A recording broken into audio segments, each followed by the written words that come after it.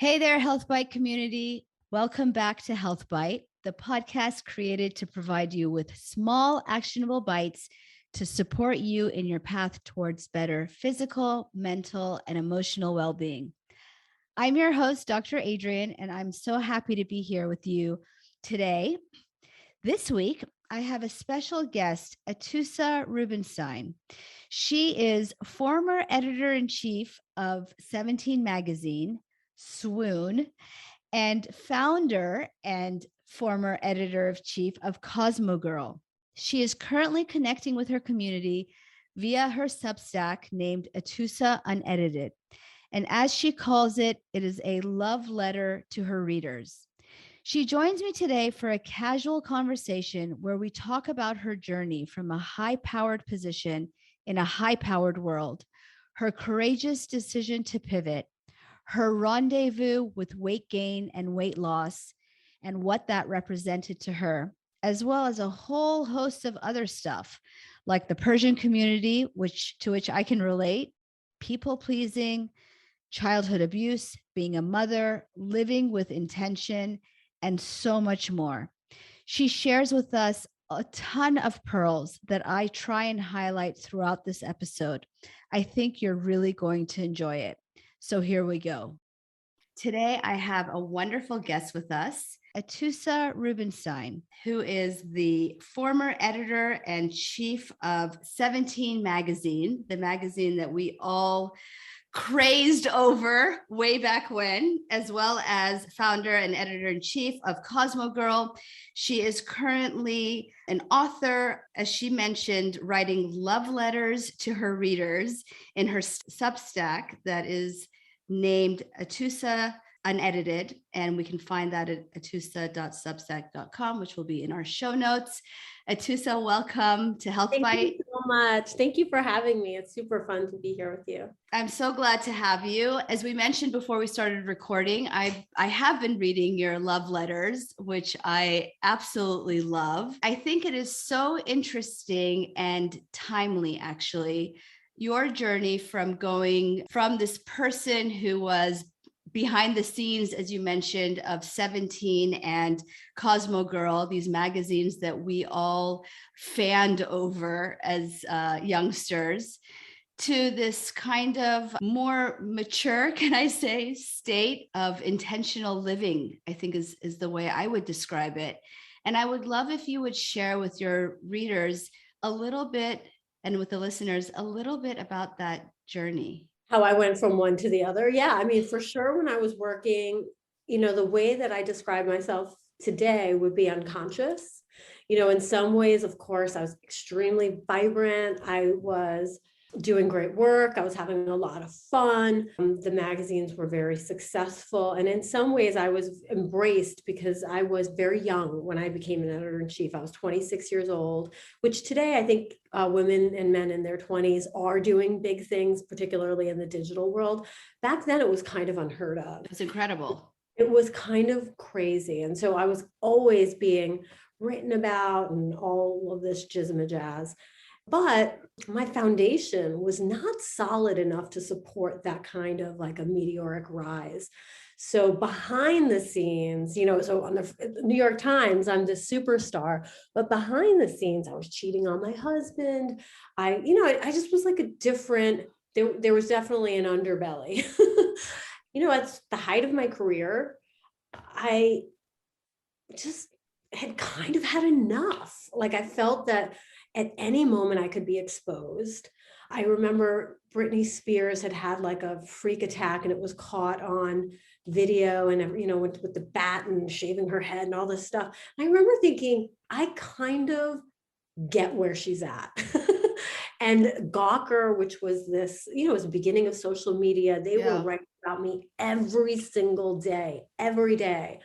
And I just didn't want to embarrass my family, as a Persian girl, like bringing shame to my family is certainly the last thing I wanted to do. I loved that I was on Charlie Rose and in the New York Times. That was A++ for them. Right. So I didn't want to expose them to the other side of my life. So I just kind of stopped. At first I thought, I wanted to explore digital media, but to be honest with you, at that point, digital was not where it is today. And people at my kind of caliber just weren't there. It wasn't enticing. And I remember at one point I kept turning down deals, and my husband was like, it just doesn't seem like you want to be in business. One of the things that I really needed to look at that I couldn't when I was working is that I'm an incest survivor. That is kind of where I started, honestly. And Wow. so that is the beginning of what was obviously a psychological journey, a spiritual journey. It was a physical journey. And so I definitely am in a very, very different place. My spiritual life is very important to me. My physical health, of course, like anybody who gets older and is conscious, that's more important to me today. Yeah. I'm really interested in, taking you back to that time when you were super successful in this very coveted world, and how you were experiencing your, can I say, like, fame, and, as you say, hiding behind the curtain. Do you feel like, and that's such a common occurrence, right? Do you think that is an age thing? Do you think that is a societal thing? Of course, it's cultural. We talked about that a little bit. And how do you think right now, as a mother, you're a mother too, how do we combat that tendency? I think it's all of the above, right? I think that you don't have to be famous to have shame and to hide parts of you. I think people do it on a daily basis. For me, at that point, there was just, I can only call it unconsciousness. And I feel what I call earth school, being alive, I think goes through different stages. And perhaps if your parents are very conscious people, maybe you can develop that consciousness at a younger age.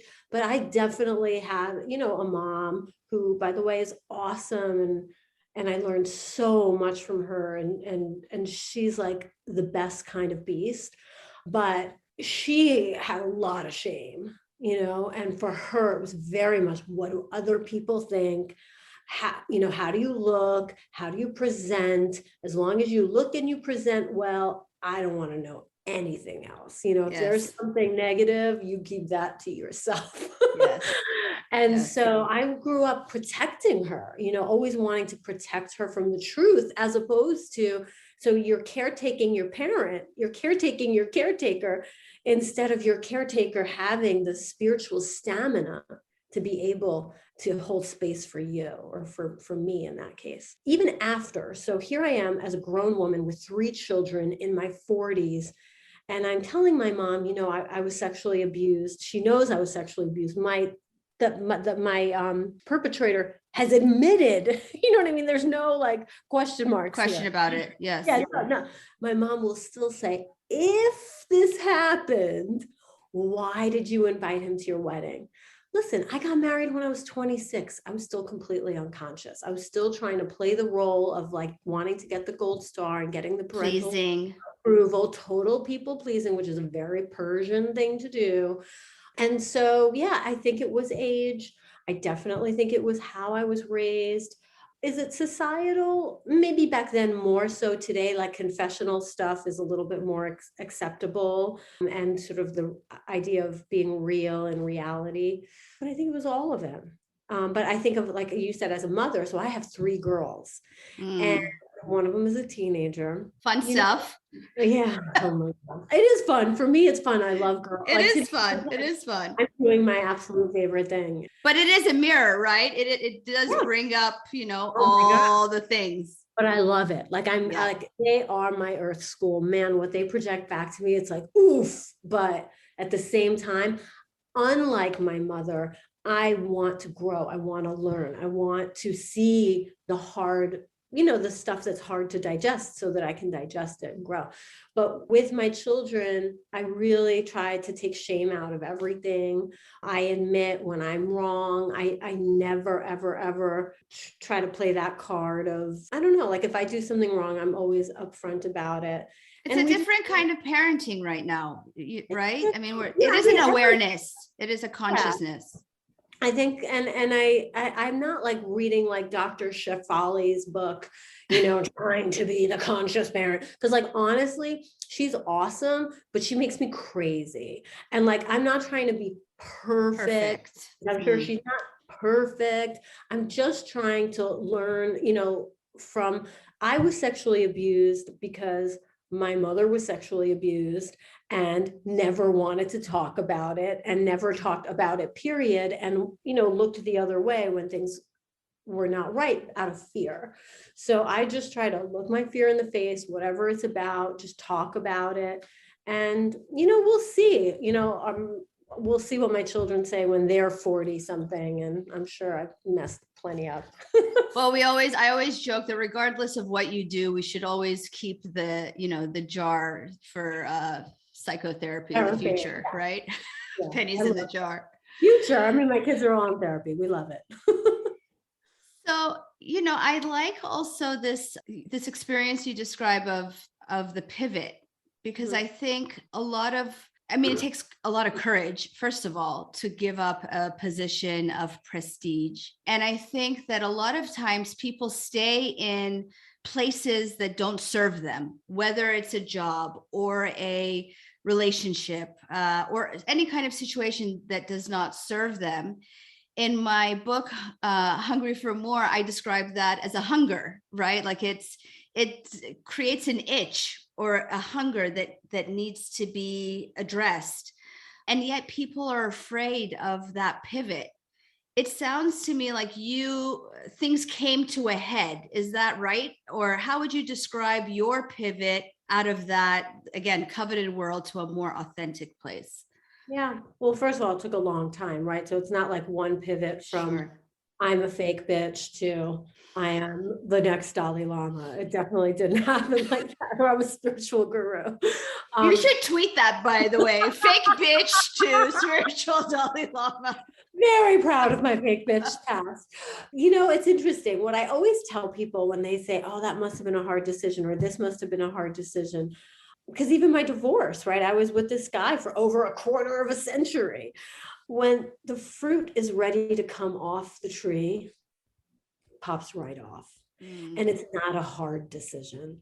There was a point 4 years into my marriage that I left, but I couldn't quite leave. It didn't feel right.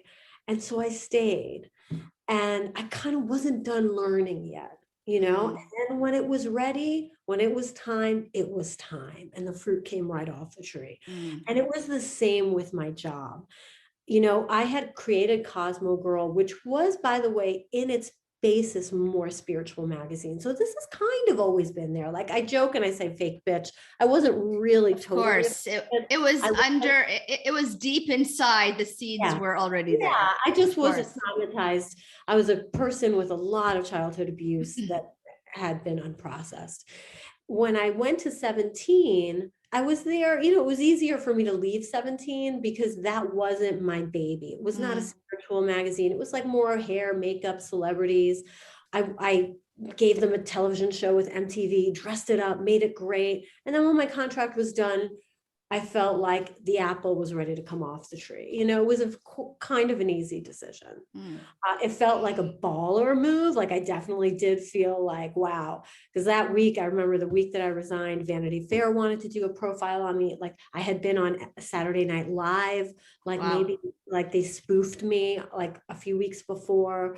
So it was, I knew I was doing something big, but it was an easy decision. I like that you highlighted the process there, because I think particularly in our upbringing, in our kind of time, there was this concept, and it still persists, but more so back then, of continuously going in the right direction, like up and to the right, as if it's like this straight up curve towards a pinnacle of success, right? And a lot of times, well, all the time, this kind of transformation, it happens as a long-term process. And yet attachment, I think, to what's expedient, our expectation of something happening right away that's so societal, gets in the way of the process, right? We like throw in the towel if we can't accept that reality, that it is, going to take time. And also like kind of related to that point, and I was really lucky that I was able to sort of in the moment realize this with the career piece. I kept getting promoted and I kept getting bigger jobs and bigger jobs and bigger jobs. And at one point, I remember I got an offer for another job that was a bigger job than editor-in-chief of 17. And I remember it being like, what is this expectation that just because I keep getting offered things that say success, that I must keep saying yes? Isn't there another path? Like, can't I say no? And like, and it was at that point that I was like, fuck yeah. Like, just because the quote unquote path of success might be to take this job because then I'll be blah, blah, blah. It just didn't feel good inside of me. I was like, there's something wrong here. I'm not doing that, and who knows, right? Like that movie Sliding Doors. Had I become editor-in-chief of blah, blah, blah, super prestigious magazine, I don't know. You know what I mean? Maybe, I don't know. Would I be happier? I don't think so. I mean, I think that I probably just would have prolonged, but it wasn't meant to be for me. I think you bring up some great points. The first being, just because you can doesn't mean you should. And that's an important point, because a lot of times, yes, you are faced with a menu and it's enticing in terms of how it looks, or you think it'll look on the outside, and you feel that you must. As women, because we want to break that glass ceiling. We want to be, the first. I had a lot of the firsts before my name, or the youngest. And it would have been another, the youngest. Yeah. And yeah, and I really have no regrets about that. And it's the same with the marriage. Like my friends are always looking at me saying, good Lord, girl, like 26 years, couldn't you have gotten it earlier? I just wasn't ready. I wasn't ready till I was ready. I didn't judge. And it was the same with weight loss, because there was a point in my life after I had my twins, and I think I was feeling really sort of, the marriage was heavy on me. And I wanted it to be, something didn't feel right. And I wanted to be anything but the marriage, right? Because now I have 3 kids. And I hadn't worked for a long time. Just like the whole thing was like, okay, anything but that, right? It could be anything but that. And I just kept gaining weight. It was the strangest thing. I wouldn't go on a diet. I just wouldn't. And it was making my husband crazy, right? Because he married this hot 26-year-old girl. And then all of a sudden I ballooned up to almost 200 pounds. And I wouldn't lose weight that way because I felt that it was fear-based. And I knew, because I'd done it before, that I could go on a cleanse, I could do whatever, I could do a diet. I knew I'd lose the weight, but I knew whatever was making me eat would still be there. And then I just do the thing that so many people do, the up and the down. And so I just was like, no, I have to sit in this. I have to understand why am I doing this? Why? And to do it through love instead of fear, right? The dieting felt fear-based. And so what I would do is, when I would go to, like, there was one thing that was deadly for me were these sandwich shops, like Maison Kaiser. I would go and get like a big sandwich.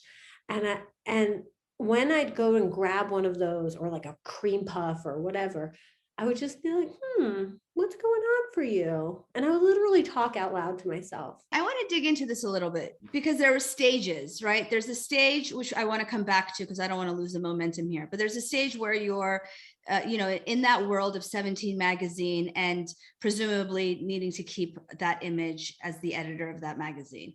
And then you went through this period you're describing now, in which you had a weight gain because, as you say, you were kind of maybe de-identifying from that role of the hot wife, but you were aware of it. Were you always aware of it? Were you always questioning, why am I doing this? Or was there a time in where you experienced weight gain that you were like, whoop, how did I get here? Can you first describe that process of weight gain and what you were experiencing in terms of why? First of all, I would say I never felt the pressure to have any image when I was working. That was my image. That was me. I was in college, I was a hot girl. In media, I was a hot girl. Like I was always a hot girl. Like I don't mean that. I can say that now because now I'm 50. I'm going to be 50 next week. And Congratulations. thank you. I could look at that hot girl and be like, you go, girl. I always would say to people when I got heavy, I kind of have no regrets because when I was young and hot, I looked like a total hoe every single day. I showed my body. So yeah, I never felt the pressure. But by the time I had my twins, which was in 2012, I had started to feel really heavy about because I stopped working in 2007-ish. So in that time, like at first there was the newness of my first baby and this is fun. And oh, wow, I can keep house. And oh, I'm someone's wife instead of him essentially introducing himself as my husband. So there were a couple of years where it was all kind of new and fun. But then when I had my twins, there was this kind of a big psychological burden of having twins. That was really intense and hard for me. And is that when the weight gain began? Like post-pregnancy of these twins, Yeah. and you're describing it as a psychological burden, which I think it's important because a lot of times we think, oh, it's pregnancy, and of course that's a natural, consequence of bearing a child is to gain weight. But I think we don't dial into that emotional piece, which then, if not dealt with, kind of spirals out of control. And that psychological burden, I think that every mother, you have to sort of psychologically take in this soul and love this soul and like understand and just kind of get integrated with each other. But then and that's kind of hard enough. Sometimes some parents have two at once. And that was really like, who are you and who are you? And how do I become, really entangled with you in a way that it just was hard. It was really hard. And it was so hard for him. He completely checked out. And so it was me and these kids, and now suddenly 3 kids, and the whole thing was hard for me. And then all of a sudden I'm like a mom at schools, and that's just not my jam.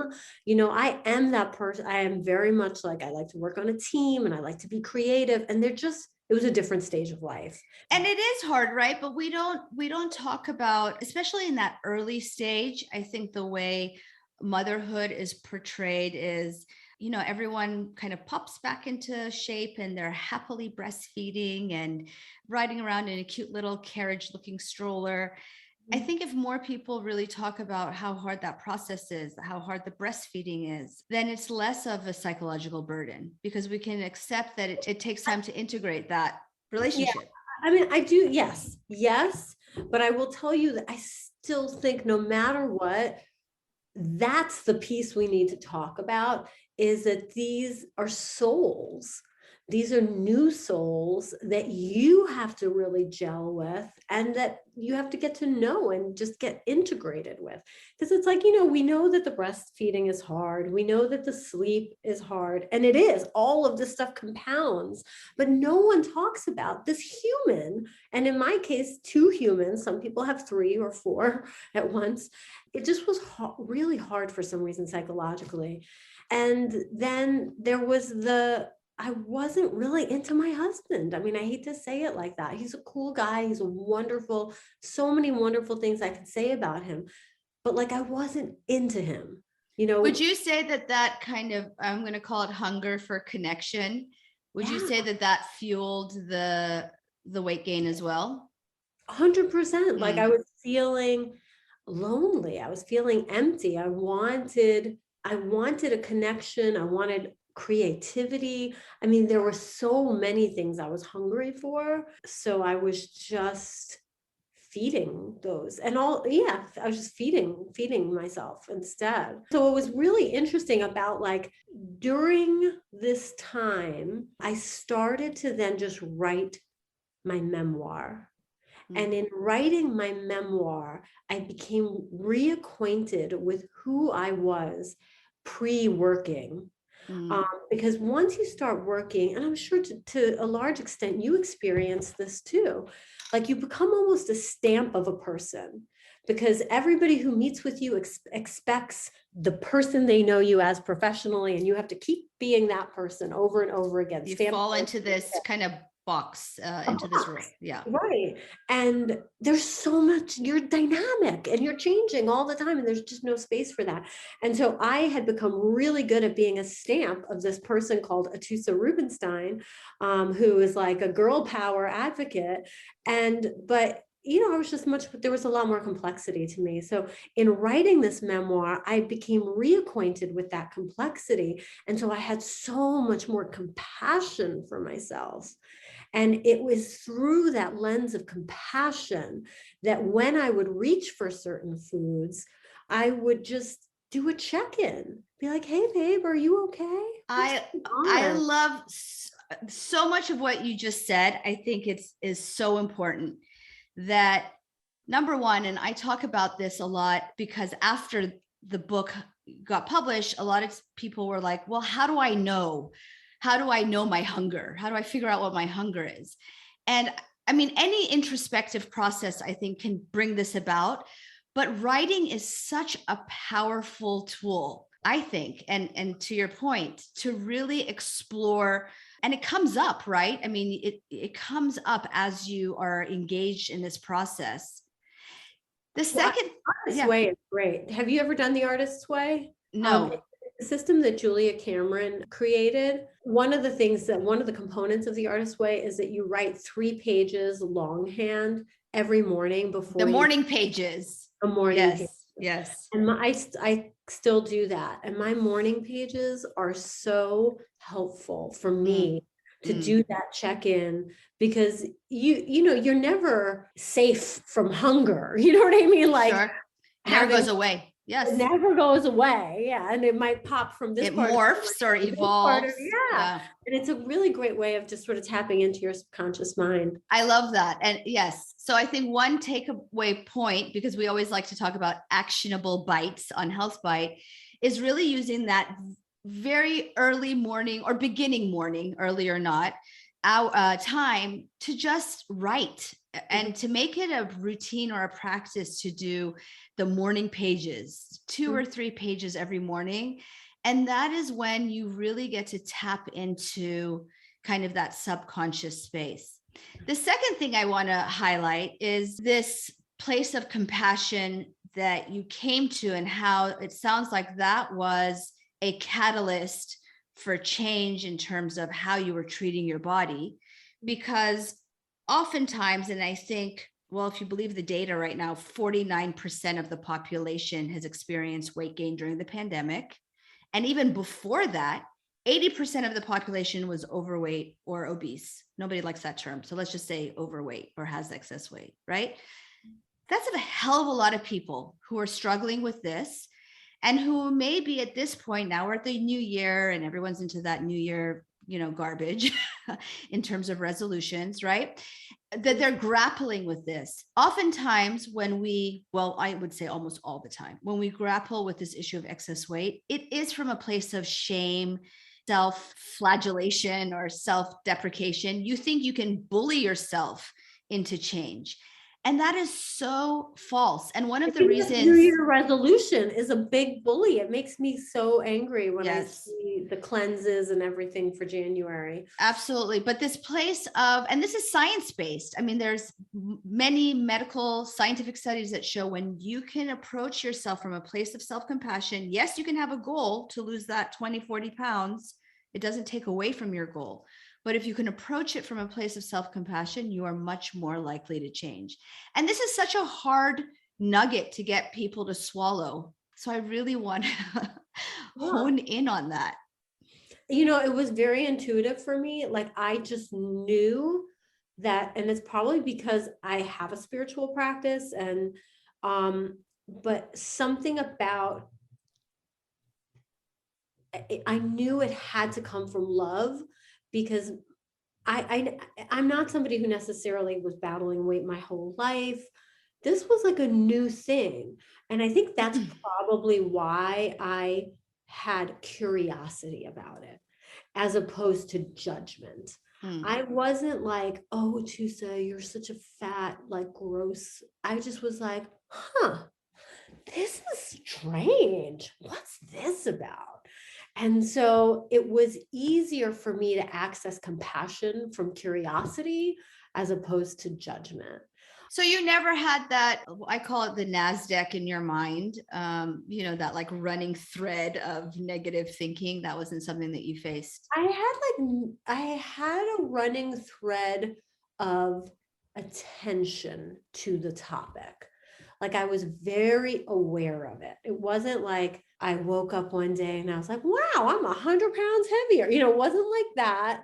It was, I was aware of where it was going, but I just was like, rather than, sometimes I would judge myself like, oh, I guess I knew right away that that wasn't the way to go. This is how it happened, is because I noticed that every time I woke up and I was like, today you're going to eat well, the first thing I do is be like, let me have one of those brownies.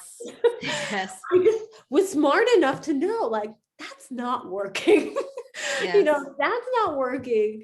Let me, and I just knew that I knew fear-based thinking in general is not the way to go. And I think that's largely because of my upbringing being so fear-based.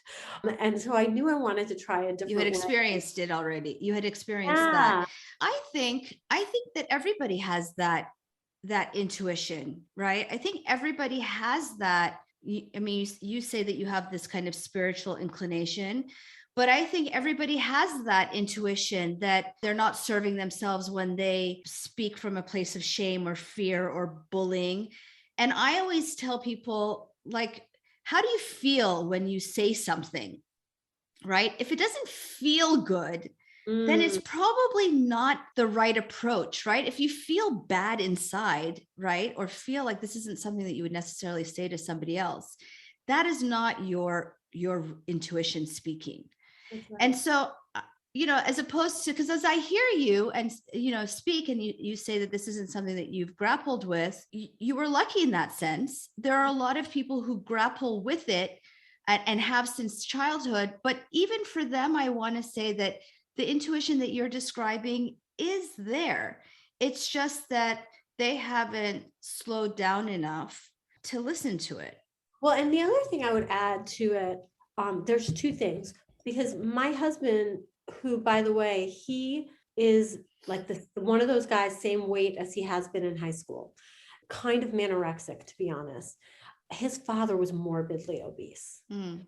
And so the one thing I notice about him, because he was very afraid when I was heavy, because for him it was a traumatic thing relating to his childhood. It's hard if your parents grappled with weight and low self-esteem, because that just like osmosis probably becomes part of your own orientation. And I'm so lucky I didn't have that in my family at all. My mom, not once my entire childhood did she ever mention her weight, her body, or anybody else's, unless it was something really exaggerated, which is kind of uncommon. So I do think that that's probably why I didn't struggle with it, because it just wasn't a struggle for my parents. Which is such a great point to us mothers, right? Because we can't undo what our parents did or did not do, but recognizing, and this is so common, I see it so often in my practice, moms bringing their young adults or teens for weight loss, and understanding that it has to come from within, and that conversation, even if it's towards the child, but even if it's towards yourself, is modeled behavior to that child. My children have never thought about their bodies until their dad, who does think a lot about his body, is engaged to a woman who clearly thinks a lot about her body. And my children have picked up a lot of phrases, words, and just energy from them. And so now, one of my kids is constantly thinking about how she looks and whatnot. I don't think you can avoid it in this, you can't avoid it in this culture. It's everywhere, and weight bias is significant. You were going to say something. Yeah, there's something else that I think I did that was really unusual, in case it's helpful to your readers, if you think it has value. I really looked at my weight gain as almost like a voyage. Like I had so much curiosity about it.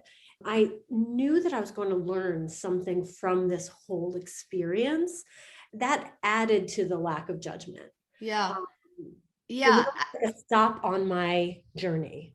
I was actually thinking this as you were speaking, throughout that the way you describe it, you were separate from the weight gain. You can only have curiosity about something when you don't internalize it. This is another point that I want to highlight, and thanks for bringing it, to the forefront, which is when people internalize, and there's data here, when they internalize the body image issues and when they internalize weight bias, they are not only less likely to lose weight, but it's actually associated with medical conditions that are unrelated to weight. So that internalization of the negativity is so profound that it harms people physically. Forget mentally, obviously mentally, right? Emotionally. What are some things that it does for them? So internalizing this weight bias has been shown to increase metabolic syndrome, and it actually has been shown to increase the risk of death. It's crazy. And negative thinking in general, they've linked to even like dementia and Alzheimer's disease outside of, weight related thinking. So, but there is a way to kind of dissociate, right? And that is to not, as hard as it is, because we self-identify, we identify with so many of these kind of characteristics. We're runners, we're writers, we're thin, we're fat, we're, whatever the case may be, we label ourselves. But if we can de-identify and kind of look at that thing, the pandemic weight gain, as a thing that is not us, but separate from us, then it becomes something that we can actually successfully deal with. I like to always think of me and myself as my younger selves, and that helps me de-identify with whatever it is I'm going through in the time. And I just try to think about, like, I'm sitting here right now at my desk, so I always have a picture of me from when I was younger, and that's who I'm trying to take care of, as opposed to, the grown-up me. I love that practice of, for those people who are listening and not watching, Atoosa just showed a picture of herself as a youngster that she keeps on her desk. And that's such a nice practice of keeping a photo of your younger self to remind yourself that you are somebody's child too, right? And so if you wouldn't treat a child a certain way or talk to a child a certain way, then you probably shouldn't, not probably, you shouldn't be talking that way to yourself. So that's a nice practice, a nice reminder to keep a photo that way. So yes, the process of or this concept of de-identifying, seeing the thing with curiosity, not being the weight, but just seeing it as something that is outside of yourself. And also could be a teacher. Absolutely. There to teach you something about yourself. And the hungers, right? So the hunger is a teacher. So, your hunger for connection in terms of your husband presented as weight gain, but had you not had that hunger present, you may have not seen that the relationship needed to change. That is the sign, right? I wouldn't have been hungry if the relationship didn't need to change. I don't even think, so it's like, you couldn't have one without the other. Right. But it takes knowing, right? It takes being tuned in. Okay. So now you're 100 pounds overweight. You're doing your morning pages. You used to be a hottie. Maybe we'll get back to that. So what happened? How did things kind of turn around for you? It just was like so teeny weeny, it was like little tiny steps of just writing the memoir and physically moving in ways that felt right. Like I never really forced myself to do something that felt wrong and then I wouldn't do it again. You know what I mean? So it was bite-sized. Like when I watched TV at night, I had a foam roller. And believe it or not, and I'm sure you know why, and I don't know why, but I just did this intuitively. I just started rolling my body out every single night when he and I would watch television. And something about whatever shifted energetically with the rolling was very important. Because next thing I know, I am then going to the gym, and I'm really enjoying going to the gym again, because I'm not like making myself do things that were uncomfortable that I would want to not go the next day. It was a great place for me to listen to podcasts and listen to music. And I just would just like little steps. And then I had a trainer, and that was fun. I liked her as a person. And do you know Alejandro Younger? He's based in LA. He was my doctor in New York. And then he created this thing called the Clean program, which is like a detox. Gwyneth Paltrow writes about it a lot. She used to see him as well as a doctor. I did his program for 30 days. What I like about it is it's just, clean food. Like you're taking out, refined sugars and blah, blah, blah. And then he has a couple of those medical shakes. I did that. I found it helpful to follow a program because for me, I needed the structure. Routine. Yeah, I just liked the routine. Before I got to the end of that 30 days, I was like, I need to do another round of this. I'm not ready yet. Like, I felt that feeling of can't wait to have the hot fudge sundae, So I was like, this is not right. So I did it for another 30 days. And that's what it took. Like for me to just kick the habitual pieces of wanting the sugar and the, tons of carbohydrates and all that stuff. And then it just became more a habit of how I ate. And that was it. I mean, it just happened over the course of months, not a long time. And yeah. And but months, not 30 days. Right? No. Months, Yeah. which is also... The 30 days was just kicking my habitual sugar habit, because that was a problem for me. And so I just point that out because I think we buy into that fallacy of like 30 days and all, everything changes. And that's not the case. It is a long-term process. But as we've been talking now for about 40 minutes, 45 minutes or so, I just want to point out, I think these are things that we talk about on this podcast a lot, and it's in, I talk about in the book, but you talked about gathering your army, right? So you had a trainer, you had a doctor, whatever. So I think it's very important when you're trying to do something, create change, that you gather an army of like-minded people who can help. Habit stacking, which is going to the gym and listening to podcasts or music that you like, so you can make things more enjoyable when you connect it, right, to something that you typically do or typically like. I really like the fact that you at multiple times talking about being really attuned to your body and attuned to how you feel. So when you hear lose 21 pounds in 21 days or belly buster and it doesn't feel good, then that's probably not the right way to go, right? So trust that intuition. Bite-sized, right? Small steps are important and add up to significant change. I actually was listening this morning to I can't remember his name. I wish I could, because I would like to credit him, but some general who talks about, I think he has a TED talk about make your bed and change the world. And his whole thing is that small step of making your bed every morning, and that feeling of fulfillment you get out of that then becomes the next small step, this next small step. So we can't dismiss how small steps over time become significant. Is there anything else that you would like to add as in terms of like big ticket items that you think are important? And just that self-love and compassion has to be the soundtrack. Like you cannot do it because you feel embarrassed. You can't do it because you think you're a loser. You can't do it because you're worried you're going to lose your husband or boyfriend or never find one.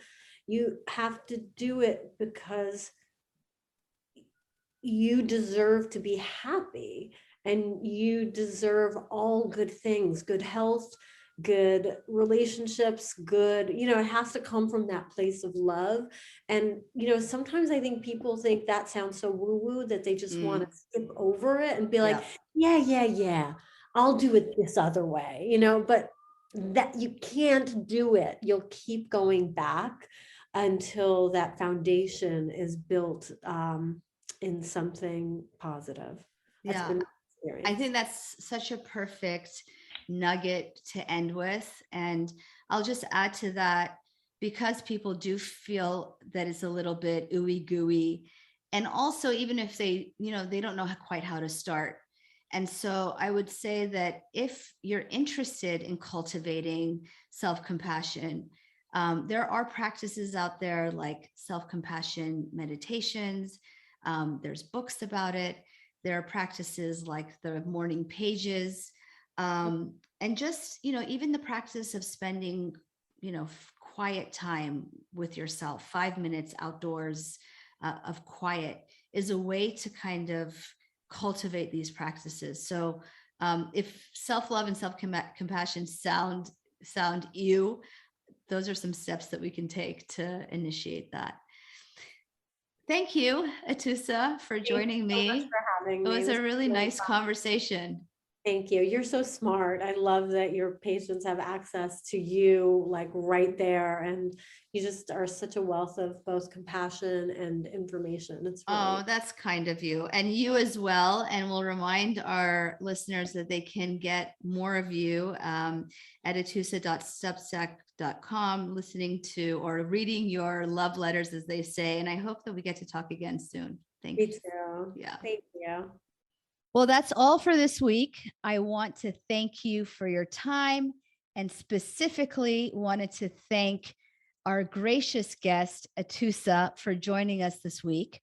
Once again, you can connect with her at atoosa.substack.com, and you can connect with me at Instagram at Dr. Adrienne Udeem, or email me via my website at dradrienneudeem.com.